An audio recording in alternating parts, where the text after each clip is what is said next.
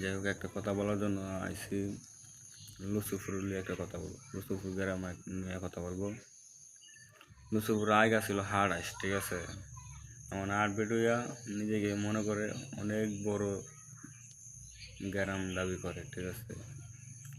কিন্তু হাড়াসের গন্ধটা কিন্তু অন্য লুসুফুর থেকে যায় নাই, ঠিক আছে। তোরা হাড়াইশ থেকে দেবে, ঠিক আছে।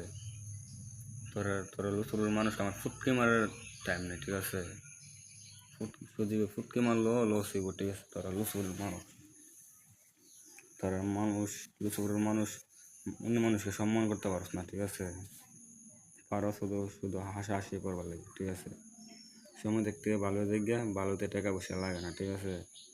যদি আমি একবার যদি লুসুফুর পা দিই, নাহলে কিন্তু এই মুখ যদি করু, পরে কিন্তু কোনো গ্রামে মুখ দিতে পারবি না, ঠিক আছে।